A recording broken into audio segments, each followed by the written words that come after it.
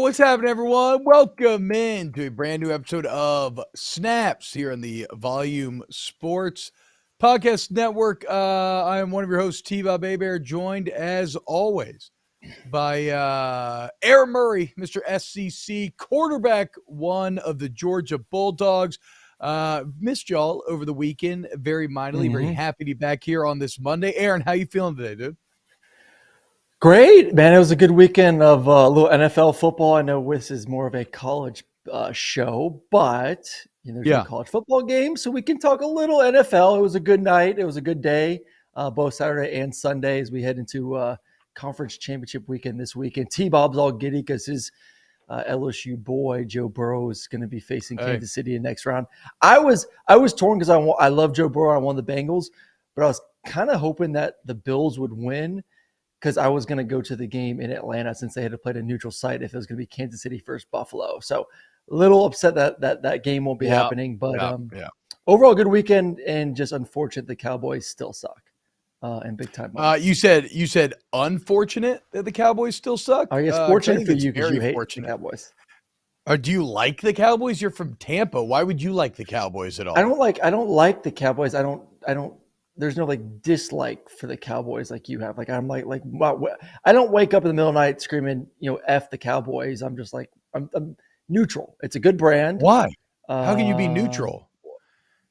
You sound like a tech Why do you bro. have to hate or love the Cowboys? It's a good brand with strong Why do you have synergy. to hate or like? Why can't I just appreciate an NFL franchise?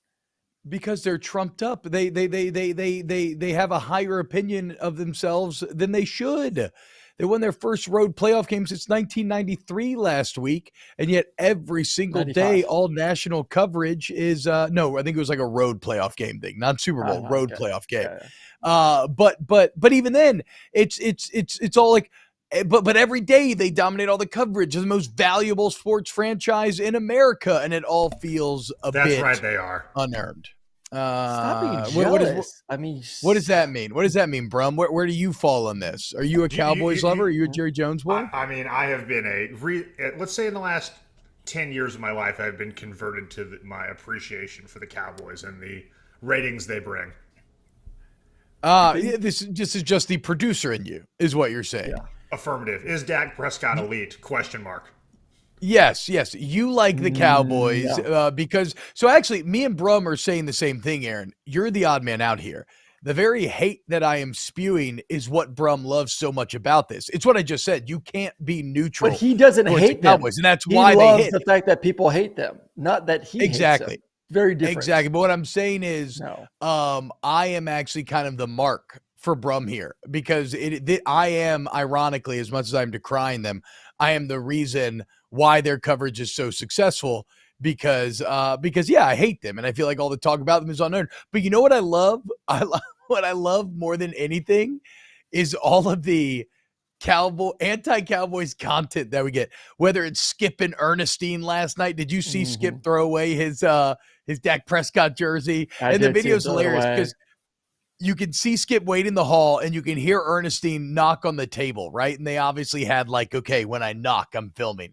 So you hear the knock. The Anchorman poster in the background. Yeah, wait, what was that about, Brum? Is that Skip's real apartment? You might actually have some insight here. I'm very confused. The backsplash in the kitchen was incredibly intense. There's a random Anchorman poster. It kind of had an apartment sort of feel. Where was Skip filming that video? So this is a true story. That is Skip's real apartment. And it's just Skip lives 2 blocks from the Fox studio lot, because in insanely nice corporate housing, so he can be minimal distance between himself and the place where he needs to take. That is all 100% true. Literally ready to take 24. Doesn't want to just build a studio in his house. He wants to live next to the studio so he can just stroll over there. I love the Skip frustrated, when he just kind of breathes heavily and he doesn't say anything, then he theatrically throws the Prescott jersey away. I would say this. Screw you, T-Bob. I like the Cowboys. What? I do like the brand. I appreciate the brand. I appreciate the fact that they have to deal with your nonsense for hating them just because they get so much attention on TV, which is idiotic. I will say this. There's not an NFL team that I hate. There isn't. Maybe the Saints. I don't like the Saints. I grew up in Tampa. I'm a Bucs fan. I live in Atlanta, so I kind of have to like the Falcons a little bit, I guess. Yeah, you can't so you can't like our the big Saints, rival is the Saints. So screw your town and screw your stupid NFL team. Look, I don't even care. That's the thing. I like the Saints. Sure, don't get me wrong. I grew up a massive Falcons fan. I came to the Saints late in life. I came back to LSU. I'm looking around. My old man's doing radio for the Saints. I'm like, I should probably be a Saints fan again, right? Yeah. But so I'm kind of the opposite. I definitely cheer for the Saints, right? I have no NFL team, though, that I truly love or live or die with, but I was raised to hate the Cowboys. My old man doesn't really care about any NFL team except he hates the Cowboys. And so that has been passed down to me. And look, I love Stephen A's videos clowning the Cowboys. Yeah. I love Shannon getting ready to clown Skip. I love Stephen A gifting after Michael Irvin. Like, it's just grade A take content. So at the end of the day, maybe in a weird paradoxical way, I'm actually a bit thankful for the Cowboys because it does make me very happy to watch them lose and to watch everybody laugh at them when they lose. Go ahead. Is Dak at the end of his rope with Cowboy fans? I feel like this season, the interceptions.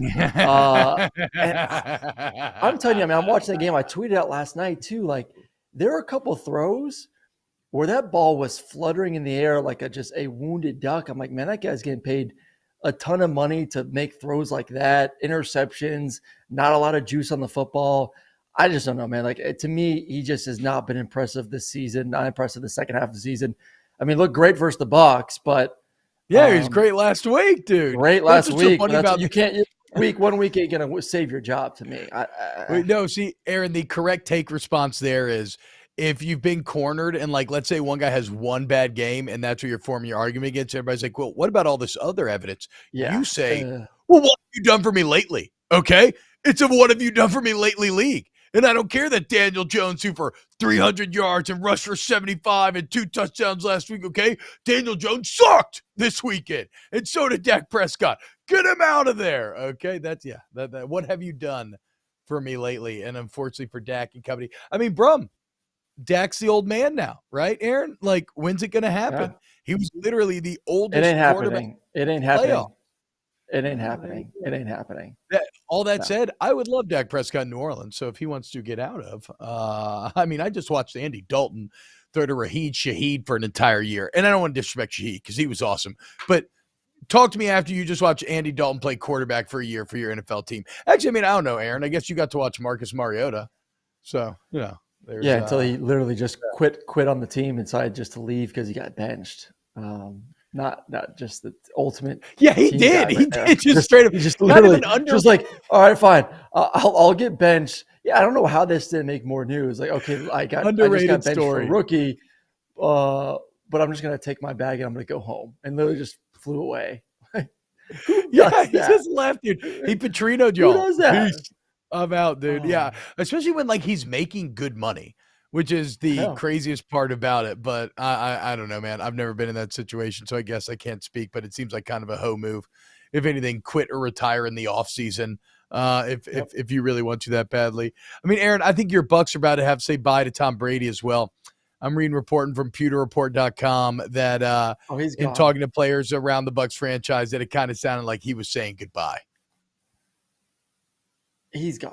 It's Miami. It's Tennessee. I know Tennessee, their new GM wants to take a look at their quarterback to see if they want to keep him back or next year, Tannehill. But I think it was a great run. The Bucs need to go after Aaron Rodgers. Yeah. First of all, they need an OC. It'll be interesting to see if they get Monken. So we're going to round this all into college because I know there's a couple people in the chat that want us to get back to college. Todd Monken, maybe new OC there for the Tampa Bay Bucs. That's been obviously the hot topic here in the state of Georgia. So if he goes there, a lot of intrigue from a lot of big-time quarterbacks. So we'll see if they can get someone else. But, yeah, I think Tom is on his way out. The money is getting better. Well, he's not going to, though, right? I mean, he's not going to, but he needs to. You think? Didn't he just over like 4,500 yards? I feel you. In that playoff game, he looked like an old man playing football, afraid of getting hit. But I think there's still situations in which Tom Brady would be great. And granted, like, I mean, as good as like someone like Brock Purdy's done, like what if Tom Brady went to San Fran for a year? You're going to tell me that if I told you tomorrow that Tom Brady signed with the Niners, would you place a bet on them to win the Super Bowl? Yes. Exactly. I mean, hey, that's it. He's got that old man strength, dude. Yes. The legend of Tom Brady. That's interesting with San Francisco and the way their offense is run. And you look at the quarterback that they just drafted in the first round. Was it 2 years ago?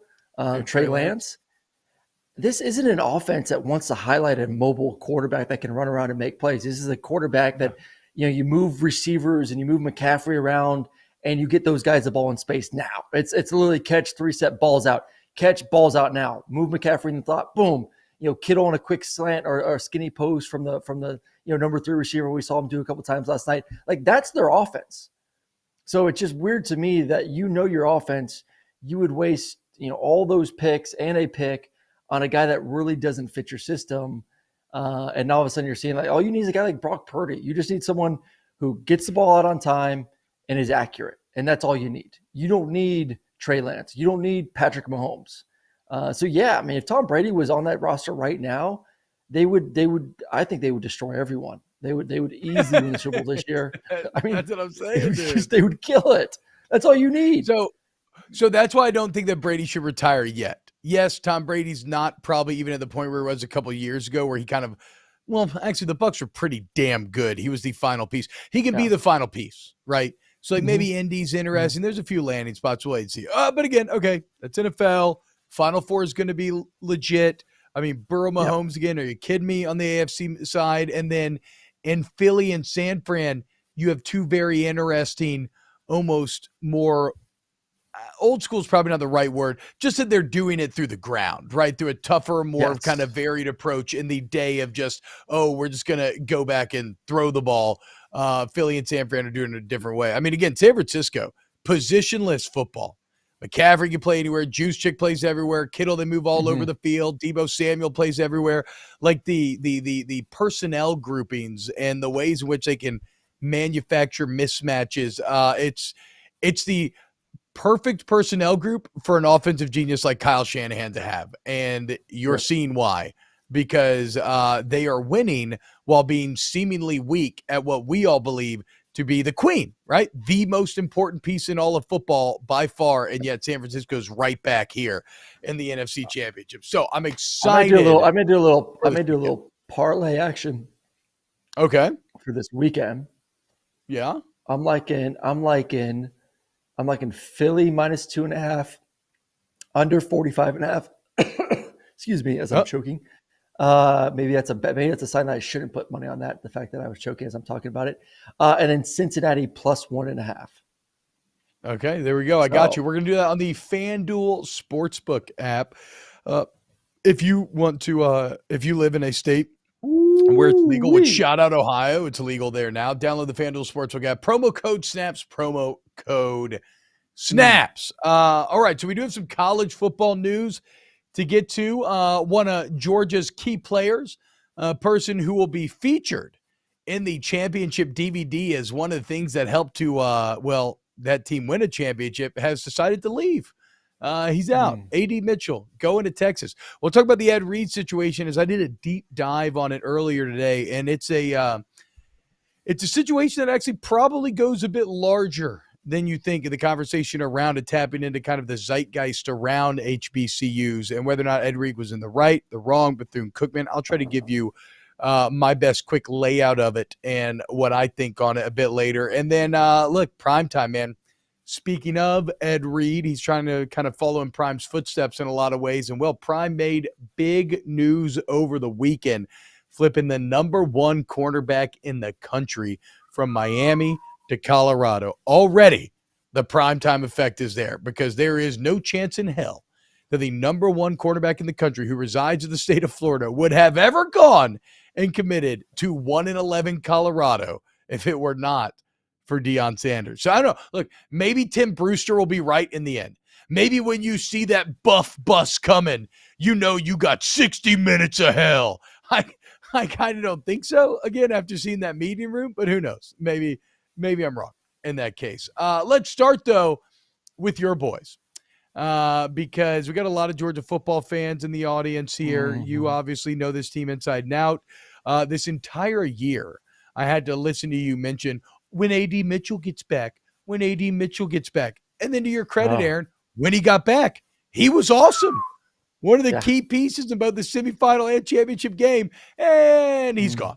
As now it's not injury that sees him out, but the allure of Texas in that deep, deep, deep checkbook as A.D. Mitchell has chosen to leave the back-to-back national championship Georgia Bulldogs and take his talents to Austin. How you feeling?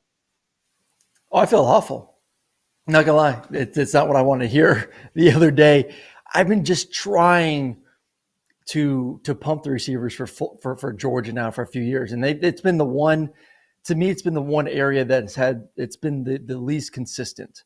Running backs have been great. It's RBU. Quarterbacks have been really, really good. Tight ends have been tremendous. Offensive line's been great. The defense at all three levels have been great. It's been the receivers. I mean, the receivers have been the one that have been hit or miss. Either they're playing well or they're playing bad. And then every now and then they'll sprinkle in a great game. And, part of it I've talked about on the show before is the fact that, Todd Monken finds unique ways for his offense to work, whether it's to the tight ends, to the running backs. Doesn't have to live through the receivers. But as a fan, you want to see big time plays. You want to see these receivers catch a slant like LSU or Alabama and take it for 70 yards. Like, that's awesome. That's exciting. Those are the explosive plays that can change a game, that can turn you from a really, really good offense to one of the elite offenses. And the way AD played last season, so the first national championship run in the postseason, gained a lot of confidence. I talked to a lot of the coaches on that facility and on that staff, and man, they're just talking about how good he is, how athletic he is, how you see him in person and you're like, oh my gosh, like that guy's ready to play on Sundays right now. And then gets hurt, doesn't play the majority of the season. But like I said, when he's back and he's on the field, he's a difference maker, and he was a difference maker both in the first round of the playoffs and in that national championship. So all of a sudden, I'm pumped. If I'm a Georgia fan, I'm saying, okay, if we can just keep fingers crossed, AD healthy, McConkey's coming back, Bowers is back, Ra Thomas from Mississippi State, you got Lovett there from Missouri. This offense with Carson Beck, who's more of a pocket quarterback, who I think is going to be the guy, this offense could be possibly the most explosive offense in the SEC next year. And then now AD leaves. Ra Thomas just got arrested over the weekend. You're kind of like, oh God, like once again, issues at the receiving spot for Georgia. They just can't get it right. They just can't. Who knows what's going to happen with Ra and as they go through that whole legal process, but you do lose, I would say, your premier receiver when healthy in AD Mitchell. I mean, you're hearing reports of he's from Texas. He has a daughter there. I've heard that he's getting paid $500,000 to go to Texas, and Georgia just couldn't offer that. So a lot of that, but I want to see good receiver play. And it looks like, again, next year, Georgia is going to be okay to good and may just miss out being elite again.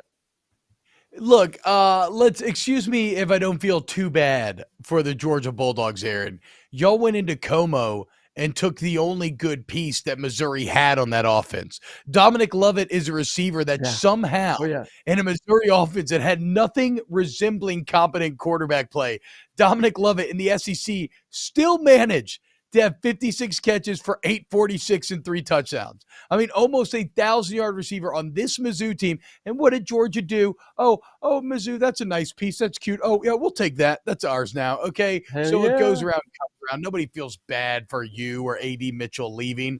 I feel bad for A.D. Mitchell because now he's got to go play for that fraud Sark, right? And he's got to go fail. But you know what? I don't think these Texas players care, dude. I think they probably don't mind failing because they're making sick money in like one of the greatest cities to live in the country if you got great money. So, A.D. Mitchell got the ring, and now it's time to line the pockets a little bit. 2 rings. And that's what I'm saying. And that's something that's kind of fascinating that we have never I'm so surprised. seen before. In the past, think about it, Aaron. In the past, like the championship was the end all be all, right? In pursuit of a championship, you probably positioned yourself to be able to maybe make the NFL, and that's where the money would come in. Now it's interesting. You'll have guys where it's like, okay, I've already accomplished all the team goals that I could want. Who wants to pay? and then you just go make money. And that's a great feeling for A.D. Mitchell. Like, hell yes, dude. He has it all. He's got 2 rings, and now he's got the bag.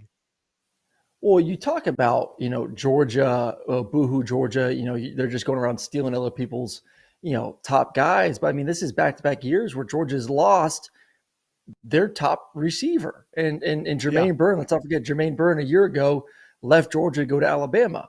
Young receiver, talented receiver.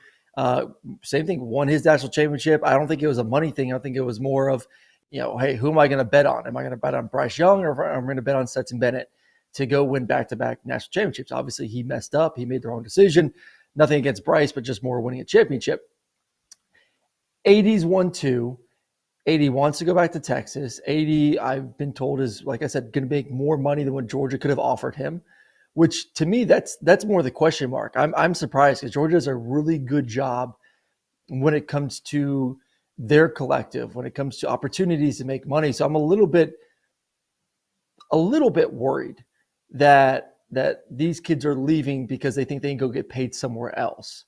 And because that's a problem every institution is going to face right now. It's like, you have to fully buy in as a fan base, as a collective, as a university, as a donor. This is the new way, man. Like for a long time, the route was, can we build the best facilities? Can we have the best facilities so that when a player walks on, they can say, oh my gosh, this place will get me ready for the NFL. That's now on the back end. And if you didn't have those facilities, your team started to fall behind. Now, all of a sudden, it's you better buy into this whole NIL world as a collective fan-based university, donor, all that, or you will fall behind. I don't think Georgia's like way behind by any means. I think Georgia's actually doing pretty good. Hell no, but the fact Georgia's that Texas not could scoop them in. Shut up. No, but Texas just scooped their best receiver. So yes, they are behind. They're behind Texas. They're behind Texas. Is that a world where Georgia's just didn't view it as needed to keep those resources, like to match those resources? I'm sure they see it needed after Ra-Ra just got arrested. They're probably like, oh damn, maybe we should open that bag a little bit more for A.D. Mitchell. Well, let's see what happens with Ra-Ra first off, but also secondly, like, who needs A.D. Mitchell when you got Ladd McConkey? I mean, that is kind of the great, but like, I know I'm joking, but like, that is kind of the great absurdity about Georgia, right? Is the team is so good that you can have a guy like Ladd out there, and he's like been great because you're having to commit to stop like Bowers and all these other players. So if I'm like sitting there and I'm doing the NIL math and I'm UGA, and while teams don't have a salary cap, they have a finite amount of resources to spend. And I got Dominic Lovett coming in and Ra-Ra. I can, and of course, whatever like stellar freshman class Georgia has, like, I can understand being like, you know what? I don't think we should pay A.D. Mitchell $500,000. Like, is he a great player? Yes. Does he make us better? Yes. Did he have a huge impact in the playoffs? Yes. But is he replaceable? And I think that Georgia would actually answer that with yes. And so I don't think this is a case of Georgia getting outbid. I think it's a case of Georgia being not willing or not outbid due to lack of finances, maybe getting outbid because they just didn't view his value for them the same way that Texas viewed it for them. Because look, Texas needs it. They need to give Quinn Ewers, Arch, whoever wins the job, they need to try, and Sark has pressure on him this year. Like, they need to give themselves no excuses for why it does not work, and getting A.D. Mitchell is a step towards that. 4 touchdowns in 4 playoff games. 4 of the biggest games of his career, A.D. Mitchell scored a touchdown in each one of those games. So give me Ladd McConkey's playoff stats. Let me give you Ladd's playoff stats. All right, we'll go to Ladd's playoff stats. McConkey's playoff stats. I will give you. Or here, you keep talking. You disagree with me. I'll look them up. You keep talking about them. All right, you look it up. That's your point. So I disagree. Like, yes, 4 touchdowns in 4 of the biggest games in Georgia's history. Why do we praise Stetson so much? We praise Stetson because in those big time moments, Stetson showed up and played his best football. AD in those big time games went out there and found a way to get in the end zone and make plays, even though he's missed 90% of the season this year. Whatever. He showed up for the playoffs. He had an impact. So to me, if you're going to want to win those games consistently, if you're going to want to win championships, because Georgia's going to get there. There's no doubt in my mind that like Georgia over the next 5 to 10 years is going to consistently be one of the top 4 teams, and especially when they go to 12, they're going to be in the playoffs. There's a difference between being in the playoffs and then winning a national championship. And AD's had some of the biggest catches in Georgia history over the past 2 years. The circus route touchdown versus Ohio State, which was a tremendous route and throw by Stetson Bennett that won him the football game to send him to the championship. And then the touchdown versus Alabama to win the national championship. So he finds a way to make plays when they're needed to win the ultimate prize. And without getting an entire season to get reps and chemistry with Stetson. So I think it's a hit for them. I think it's a pretty big hit to a guy that I think is when healthy, is the best receiver on Georgia's roster. Well, yeah, it looks like Ladd McConkey really doesn't have anything to write home about, except for this national championship game against TCU, where he was excellent. Yeah, 5 catches, 88 yards, 2 touchdowns. Yeah. But to your point, outside of that, no. He had a really good game against Oregon this year, and Tennessee, which are both very big games. I love that. I love that. I still maintain, I certainly see what you're saying. I still maintain that on the grand scheme of Georgia and its roster makeup right now, I don't know that I would commit $500K to AD Mitchell. I think you have enough bodies back there that can give you essentially the same thing, or at least look, AD didn't want to eat off the floor anymore. I want to commit $500K to anyone. I think this whole college football landscape is bonkers right now. Bonkers. These guys are getting paid. Yeah, tell them. What a look at those fucking clowns out there. Get him, Aaron Murray. Yell at him. It is. It's stupid. This whole NIL paying kids $1 million or $500,000 to go to university is such a waste of resources. And what do we learn from the college football over the past 10 years? That is a bunch of wasteful people, from the university and all these coaching contracts where they're paying millions of dollars for buyouts to now donors paying millions of dollars for, an 18-year-old kid who's never stepped foot on a college football field before, to $500,000 to a guy who just missed the entire season last year for the Georgia Bulldogs. Like, that is this, the amount of money is, I get it. Good for them. Congratulations. Go make your money. I just think it's fucking stupid. I think it's wasteful. No, nobody's upset with the players. Wasteful. I'm not. I'm good for the players. There's a conversation to be had about financial responsibility, certainly. And I've always find it never fails to put a smile on my face, a bit of the delicious irony that many of the people making these arguably reckless financial decisions are like very successful businessmen, right? Who in other aspects of their life are very worried about investment and return on investment and all these other sorts of economic factors. But when it comes to football, they're like, we need 70 million so that our football ops can have a full barbershop. Oh, let's do it, dude. Let's put a slide in that thing. Why not? And now it's just, let's pay this high school kid who's never paid $13 million. So AD Mitchell to Texas. I don't know how to solve it. I really don't know. Hold on. All right. That's the one thing I like. I love about the NFL. Like, we get pampered in college. Like, you have this incredible. Like, a lot of people don't realize this, but like, college facilities are way better than NFL facilities. Yeah. Because I showed up to Kansas City, and I'm not saying like it's a bad facility at all, but like it has nothing on Georgia. I mean, nothing on Georgia. It's like you know what it is. You know what it is? It's amazing. It's a butt smear, not a butt smear, and that's the difference right there. That's so stupid. I'm sorry, that was not your best one. It's just the amount of resources that have to be put in at the end of the day to kiss the ass of a 16 to 18-year-old kid it's quite comical. Like, these billion-dollar owners of these NFL franchises, like, some of them are really nice. Like, some facilities are Dallas has a great facility. I've been to the Jets. They have a really nice facility. Philly's pretty good, but none of them, once again, none of them or anywhere in the same world besides maybe Dallas to what I would say the top 15 universities when it comes to college football have. Not even close.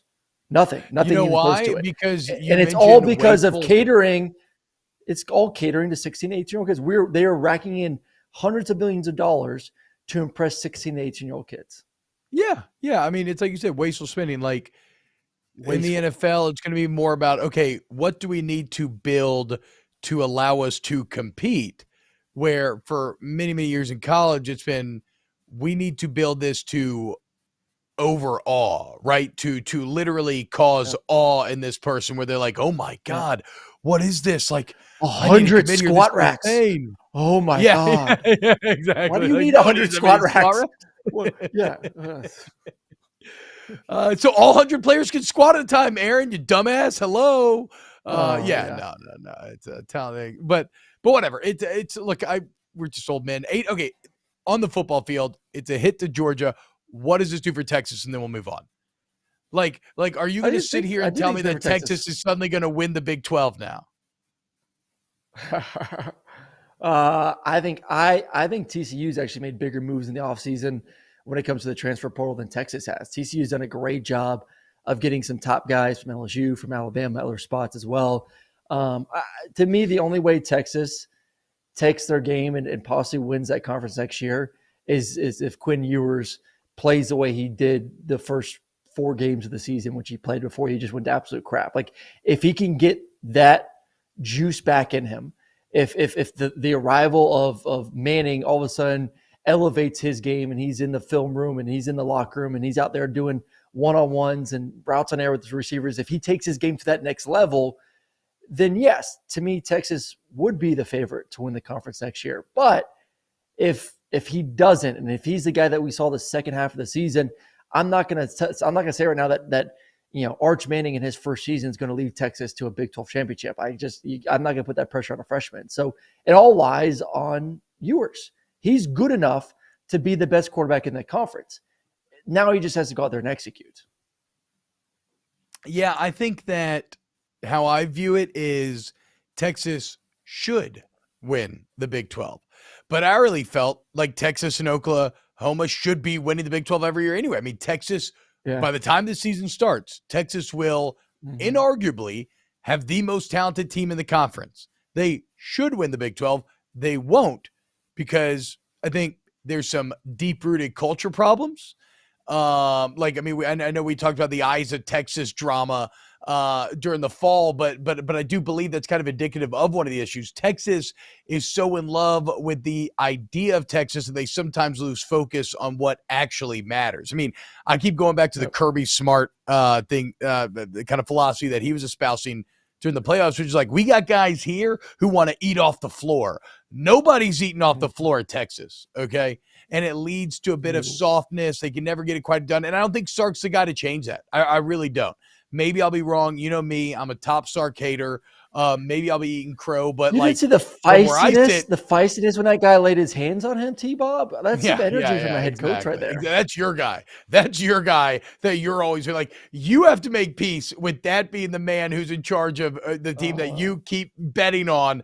I'm going to be over here. Remember, Aaron, during this season, you told me you were going to get a tattoo that said never trust Texas again. And yet here you are. They're not going to win. I'm not saying I'm trusting them, but they're not. They should. They definitely should win the Big 12. Kansas State will be a good team next year too. Will Howard back at quarterback. Really impressed with how the way he played last season. I think they'll be in it. Oklahoma has their quarterback back too. I do think you will see. You should. I'm not saying will. You should, because they have more talent than anyone else in that conference. I'm with you. It's still mind blowing to me that Oklahoma and Texas were as not as great as they could have been this year. You should see a massive jump for Oklahoma this season with the talent on that roster, with what they have coming back next season, with Dylan committing to come back. You should see a team go from 6-7 to flirting with 10 wins. Just can their coach figure it out? Yeah. We will see. I don't have any faith. I probably have more faith in Sark than Venables, but I don't have much faith either way. I mean, I definitely have more faith in Sark than Venables, so that gives you an idea how I feel about Brent Venables. All right, next up on the list. Okay, this is going to get a little dense for a second, maybe a bit of setup here. So Ed Reed is out at Bethune-Cookman head coach. The administration refusing to ratify his contract. It was announced, I want to say, at the end of December, that he was going to be the head coach, and basically Ed Reed shows up on campus, and to him, he sees a campus that is very dirty, right? And he gets to his office. His office hasn't been properly cleaned. He goes on Instagram And he gets very upset about this on Instagram Live. And, he's cursing whatever. Every curses, get over it. Okay. It's like he says, y'all heard curse words. It is what it is, dude. But whatever. I'm probably not the best judge of that because I'm like Ed Reed in that way. But he goes on Instagram and he's getting pissed about it. He's, this is some bullshit, basically, and kind of going off. So it embarrasses Bethune-Cookman. What else it did in the minds of a lot of people who are members of HBCUs, whether in leadership positions or they cover HBCUs, a lot of people felt that Ed Reed was kind of the celebrity guy coming in here, talking a bunch of shit and feeding into what they view as an inaccurate, negative stereotyping of HBCUs, right? There's kind of this negative zeitgeist out there. And you got Deion talking about on the way out how some stuff was going down at Jackson State that he didn't fully approve of. And then you got Ed Reed showing up and saying this. So a lot of people started saying, well, Reed, you're just feeding into the stereotypes. You don't even know. You just got here. You're all this other sort of stuff. My issue is if you look at the fallout since Ed Reed posted this on Instagram, and if you look at the fallout, if you look at the reaction of the student body as a whole, I think a more nuanced story begins to be told with Bethune-Cookman specifically. I am not at all educated enough to speak on all HBCUs, right? But I've read a lot, watched a lot on this Bethune-Cookman case, and it looks like, at least according to a lot of the students, Ed Reed was right. And I want to give you a little background on Ed Reed real quick because you may say, well, why is he tripping so hard about like trash or whatever, right? He has been very on the record about this. He's talked about that Ravens Super Bowl team that he was a part of. He got on everybody's ass because their locker room was dirty, right? Like they have volunteer firemen who are cleaning up the locker room, and you got adult men leaving their tape on the ground, leaving their towels on the ground when the trash can's right by your locker. The dirty clothes, it's on the way out to drop the towel in. And so Ed Reed basically called everybody, look, we got to start handling our shit. And in the little things, it gets to the big things. Well, at Bethune-Cookman, he didn't just go off on the current state of things and then let it lie. No, he immediately, and there's video evidence of this, very heartwarming video, he immediately organized all the different teams, football, volleyball, and they went around campus. And what did they do? They cleaned up. So that's what I like about Ed Reed, okay? He just doesn't talk the talk. He walks the walk. And so, yeah, he was pissed. And a lot of people use it as an attack angle against him, but the students are supporting him. And all of a sudden, I'm reading Fox 35 Orlando articles where students are now protesting against the Board of Trustees. Massive student protests. And they're talking about, look, we got rats. We got no hot water. We got no AC. We got tons and tons of mold. I mean, the pictures of mold are astounding coming out. Students are talking off the record because they're afraid of losing scholarships, right? Afraid of being silenced by the administration that is silencing Ed Reed. They're walking around marching, yelling, Ed Reed was right. And so I think where I kind of and tuition's not cheap. It's $30K a year, private school, to go to Bethune-Cookman. And so a lot of students are like, hey, we're pouring our resources into it and we are not seeing the return. Where is the money going? And so when these students are protesting, they're saying, look, we don't care necessarily about Ed Reed being the head coach of the football team. Now the football team does, and they want him back. But the student body as a whole, they don't care about Ed Reed being the football coach. What they do care about, they feel like he's being silenced in a lot of the same ways that they are being silenced. And outside looking in, look, man, to me, it kind of seems like this administration didn't enjoy having their shortcomings called out. And after Ed Reed called them out, instead of what I think would have been the real leadership position of, okay, let's accept that we have done things wrong maybe in these areas up to this point. Let's maybe get with Coach Reed and educate him on, look, it's not that simple. Here's a problem here. Here's a problem here. But let's own it and let's look forward to solutions and let's work with Ed Reed because he can do it. Because if there's one thing you cannot doubt, it is that Ed Reed cares about these kids. Here is Brum, play the video of Ed Reed as he was basically talking to talking to the students and their families about why he is not going to be the head coach of Bethune-Cookman. After playing and what we started doing, young man. Picking up the trash. Picking up the trash. Yeah, I curse. And y'all done heard curse words before. And they got parents in here. You know I don't want to leave. And like I told you, I want all these recruits. But they got some corrupt people in this world, some evil people that don't care about kids like I do. So I want y'all to hear the truth from me. I ain't withdrawing my name. I got the receipts. They got all kinds of stuff going on around here. Hoarding these buildings with nothing but trash in them. You understand me? And Deion was right. And I know I'm right. And they got some people in here who be snitching to their ass. And I work amongst Judas as Jesus walked with him. And I ain't have a problem with it. Because even Jesus prevailed. Sir. And what God got for you, no man can take. Sir. And look, I want to be clear about this. Every school has issues like this. One of the great embarrassments of LSU is that there is a library on campus, Middleton Library, that has mold, has leaks, is falling apart at a time when you're spending millions upon millions of dollars in all these other areas of the school. This is not any problem just unique to HBCUs, unique to Bethune-Cookman, but in this case specifically, I think this was a real missed opportunity for positive change, because when I see Ed Reed there, that's a leader. And again, that's a man who is passionate about creating change. And yeah, you might not like how he goes about it, but fuck that. Get over yourself, okay? Yeah. Results. That's what you want to see. And like he said, what we're doing, we were picking up trash. Immediate results. And I think better leadership, out of Bethune-Cookman specifically, better leadership could have led to real positive change on that campus, same way that you saw a lot of it at Jackson State. Like, I think they really missed the mark in forcing Ed Reed out here. Yeah. Well, the good thing is that he did shed some light on this whole situation right now, and that we are talking about it. Like, you can just Google Ed Reed, and there's a million articles that you and I have been reading for the past couple of days about what's going on, what the further issue is. So it is shedding a light on things need to happen, whether Ed Reed gets an opportunity to coach there at Bethune-Cookman or not.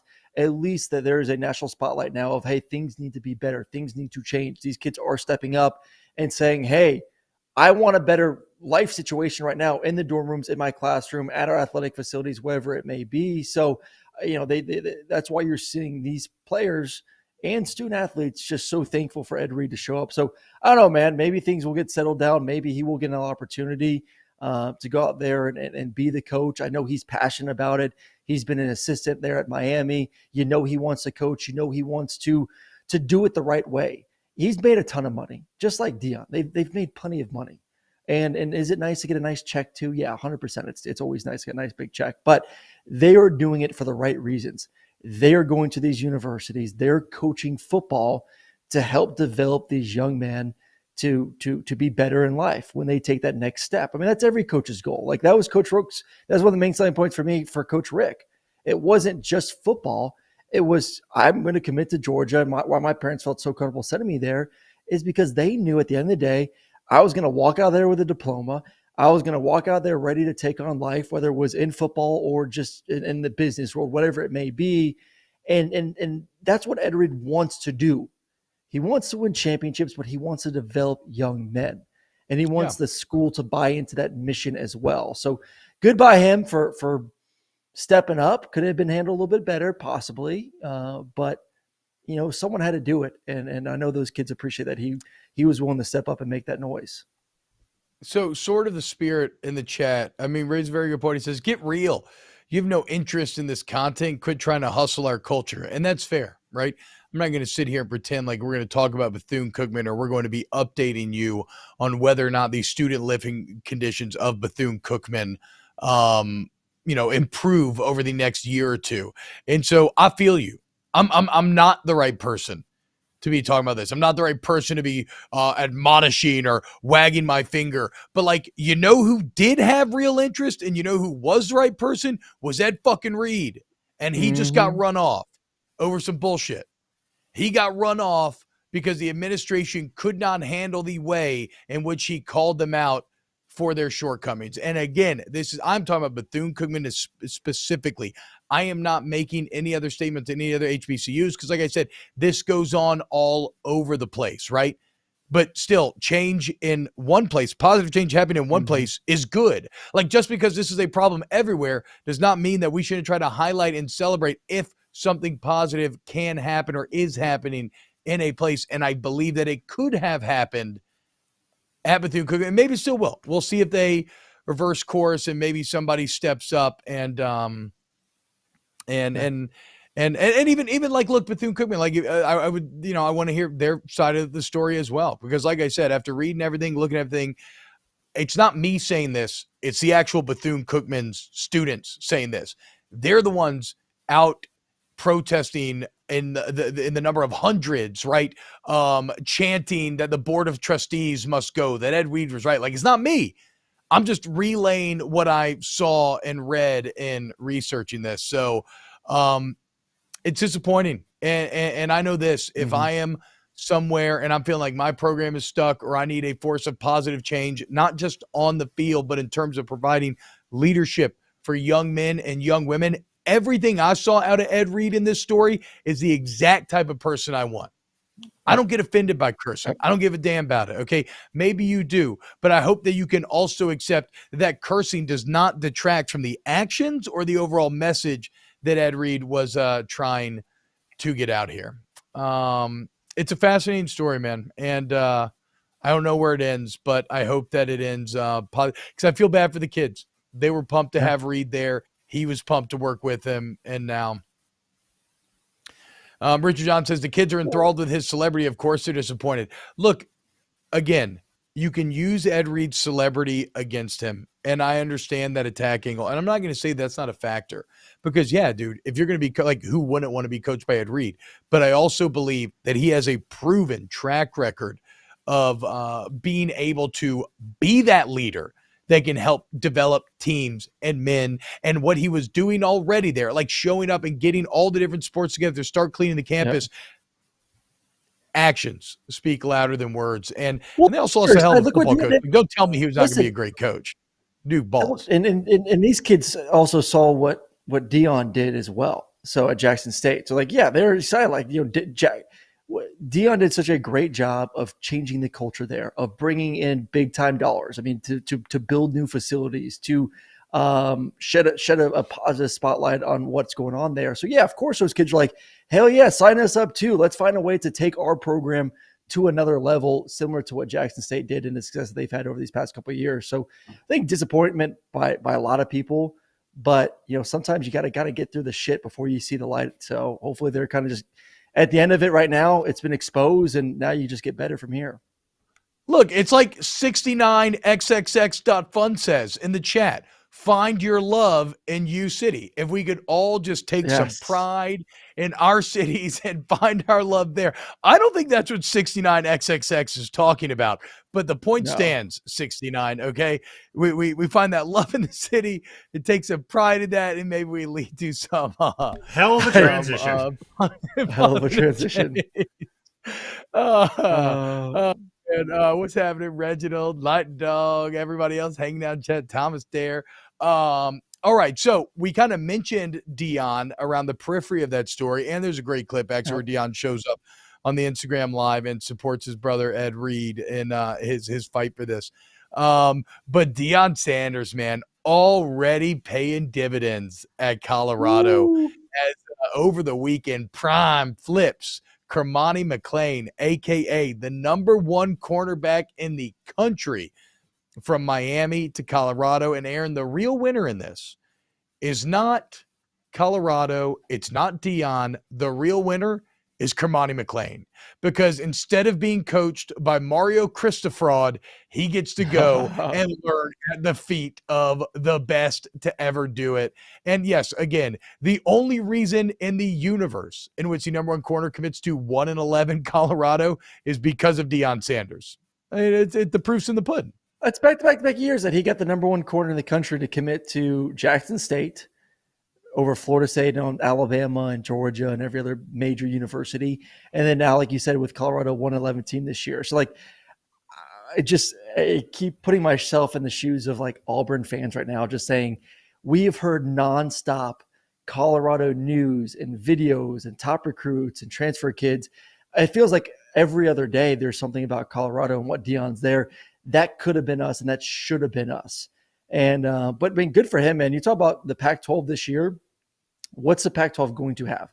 Pac-12 is going to have elite offenses. You have 4 or 5 of the best quarterbacks in the country all in that conference right there. And now what does Colorado have?